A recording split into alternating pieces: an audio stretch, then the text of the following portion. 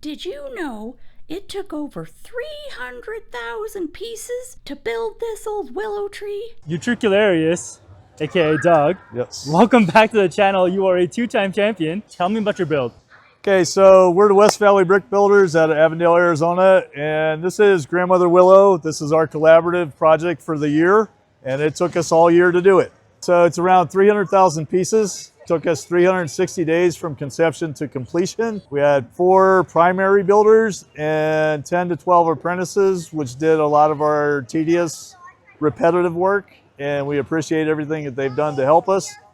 And then a lot of the other club members made vignettes to put in all our compartments, and Ron will show you all that shortly. So the base here, it breaks up into 12 different sections, and in 9 of the sections we have little vignettes. The corner doors here, those are bifold doors. With transport, they weren't necessarily all working, so we decided to have them all open and display them. But they're all Disney themed. And we have some Disney Pixar as well. So one thing to note about the vignettes is a lot of the vignettes were completed by our TIFOs, or teen fan of Legos, but they really came through in such a huge way. They're so creative and just spectacular builds. As far as the top of each of these base pieces, we use hundreds, if not thousands, of these little green flower pieces to utilize as grass. A lot of these plants we kind of came up with on the fly, so most of them are we created. There are some plants that were created from some of the sets but added in. And then the other thing, it being a tree, is we definitely had to make sure that we included the roots. So that was quite the challenge to get the roots coming off of the trunk of the tree and down into the base. And we have different variations, and it was really cool to go through and try and figure out what we were gonna do with those. Over here we have a scene. This is our club, and they are working on the tree. So we have a miniature version of our actual big build here. Is that Doug on the ladder? That is Doug on the ladder. Doug is known to get up there and start assembling the tree, but he stumbles from time to time, so we made him kind of falling off a little bit. One other thing to highlight too is that the stump here. So we wanted to make sure that we include the stump that Pocahontas sat on to talk to Grandmother Willow. And then Sarah, can you tell me about the tassels and the canopy a little bit? Yeah, so we started out with these small leaf elements and then these little plant stems, and we just daisy chained them to make the length that we wanted to. And then we just started adding more and more parts until we got the look we were going for. How many pieces do you think each tassel is? We determined that there were 55, 52, and then there was 500 per tassel. Oh my goodness.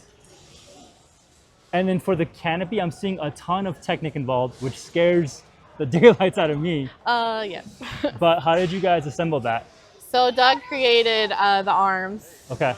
And then there's 4 different sections of the tree, and then each section has the same amount of tassels and panel pieces for the canopy. With a build of this magnitude, I have to imagine it was all done by freehand. Was there a ton of trial and error as you worked through figuring out the connections and how to put it all together? Yeah, so when we were designing the tassels, this is one that we started with. Actually, this is the one this was our first one. And we're like, that's cool, but when we were looking at pictures of Grandmother Willow and other willow trees, we wanted it to look more natural. So then we started, I believe these were the next ones. There's some like dark greens and stuff. And then we tried these ones by adding vines and stuff. And then we settled on this style. So it's kind of tangled in the lights, but that was... It reminds me of Doug's trees last year. Yeah. Very much so a labor of love, getting all this put together. And then the panels for the canopy, you can see there's some hexagon-shaped leaf elements out there. So I put them together and said, okay, we're gonna hold hands. So we basically did this where there's a straight part in the leaves. they alternated and created a hexagon, and then we were able to pin them together to make the shape that we wanted, and it just made a blanket, and then we just laid them on top for the canopy. Doug, you've been to Brickslopes twice. You've won twice. Any plans for next year? We do have plans, but they are ever changing. Okay. So we have an idea, but new things have occurred since we had the idea. We'll see what happens. Okay. Well, I hope to see you next year. And if you are here, I feel pretty confident that you'll be back on the channel again. Yeah, we will definitely be here. We just don't know what we're bringing yet. Awesome. Thanks, Doug. Appreciate it. Thank you, guys.